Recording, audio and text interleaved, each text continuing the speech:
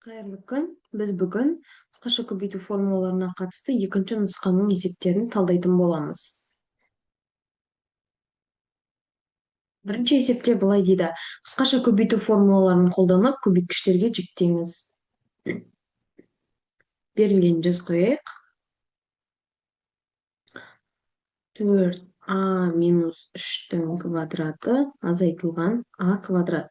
Байқап тұрғанымыздай, бұл бізде екі өрнектің квадраттарының айырымына келіп тұр. Демек, бірінші аның орнында 4а минус 3 тұр. 4а минус 3 азайтылған а. Келесі жақшада 4а минус 3 қосылған а. Тең болады. Ұқсас мүшелерді біріктіреміз. 3а минус 3. Келесі жақшада 4аға 1а қосылып 5а минус 3 болады. Енді бұсы осы өрнектің 3-ке еселік екенін дәлелдеңіз дейді. Ол үшін берілген өрнегімізді ықшамдап алайық. Қысқаша көбейту формуласымен жинақтап алайық. Немесе осы жерде тұрып әрқайсысын көбейте берсек болады екен. Жақсы. 4а минус 3-тің квадраты минус а квадрат тең болады. Бірінші қысқаша көбейту формуласымен ашатын болсақ, мұнда 4аның квадраты 16а квадрат минус формулада 2 бар, 3 4 12, 24а қосылған 3-тің квадраты, ол бізде 9 азайтылған а квадрат. 16-дан а квадратты алып тастасақ, 1а квадратта 15а квадрат азайтылған 24а қосылған 9. Енді байқап тұрғанымыздай, бізге айтты, бұл өрнектің 3-ке еселік екенін дәлелдеңіз деді. 3-ке еселік екен. Қарасақ, мұнда алдында тұрған коэффициенттер 15. 15 бізде 3-ке бөлінеді. Ол бізде 5-ке тең. 24, ол бізде 3-ке бөлінеді, 8-ге тең. 9, ол бізде 3-ке бөлінеді, 3-ке тең. Демек, коэффициенттердің әрқайсысы 3-ке бөлінсе, өрнек 3-ке еселік деп айтсақ болады. Жақсы, келесі.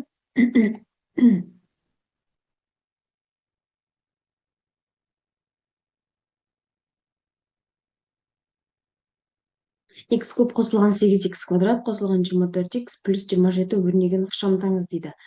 Байқап қарасақ, бұл бізде қысқаша көбейту формуласына кішкене келіңкіремей тұр. Сондықтан бұлай жіктеп аламыз. X қосылған 3, x квадрат минус 3x қосылған 9, қосылған 8x тең болады. Так, стоп. Қосылған 8x. Ары қарай жинақтайтын болсақ, тең болады. X плюс 3, келесі жақшада x квадрат плюс 5x плюс 9. Егер түсініксіз болса, тағы бір жазып өтейік. Мұна жерде x плюс 3, келесі жақшада x квадрат минус 3x плюс 9 деген өрнегіміз бар. Содан кейін ар жақта 8x-ті жақша сыртына шығарамыз. Сонда x плюс 3, одан кейін бар. Мұна өрнегіміз кетеді екен. Мұна өрнегіміз кетеді.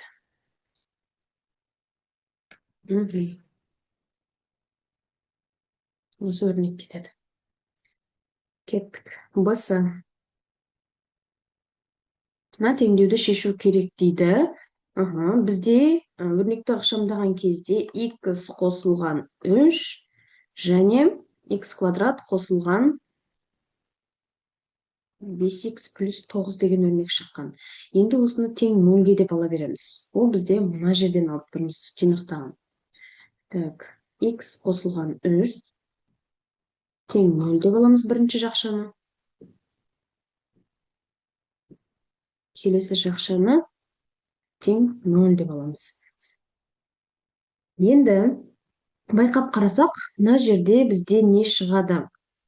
Қандай да бір санды квадраттап көбейтіп барлығында қосу амал тұр, одан ешқандай да 0 шығуы мүмкін емес. Егер x-тің орнына 0-ді қоятын болсақ, бәрібір мына жерде 9 шығып қалады. Сол үшін мына жерде бізде шешімі жоқ деп айтсақ та болады. Мына жақта x тең болады минус 3-ке. Сонда бірінші жауабымызды аламыз. X тең минус 3-ке. Келесі есеп. Тиімді тәсілмен есептеңіз дейді. Жақсы. Бірінші алымын 18 көбейтілген 5,4-тің өзін жазып алайық. Ары қарай қысқаша көбейту формуласымен ашып кетейік. 11,3-тен азайтамыз 6,7-ні. Келесі жақшада 11,3-ке қосамыз 6,7-ні. Бас жағын өзін жазайық. 18 көбейтілген 5,4 қосылған бірінші жақшада мен алып тастасам 4,6 деген сан шығады. Ал келесі жақшада 18 деген сан шығады. Енді байқап қарап тұрғанымыздай, мына жерде 18, мұнда да 18. 18 бізде ортақ көбейткіш. Оны жақша сыртына шығарамыз. Сонда ішінде 5,4 қосылған 4,6 қалады. Демек, 18 көбейтілген 9, 10 бүтін, 18-ді 10-ға көбейтсек, сонда 180. Жауабы 180.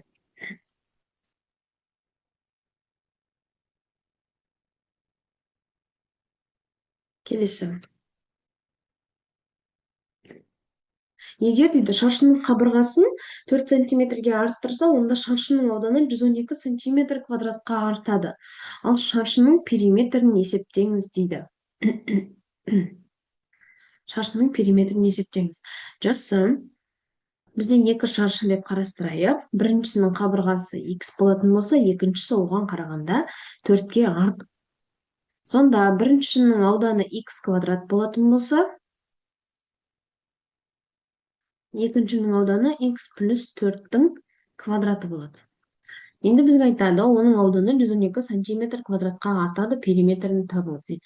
Теңдеу құрамыз. Сонда екінші алынған ауданды тең деп қоямыз.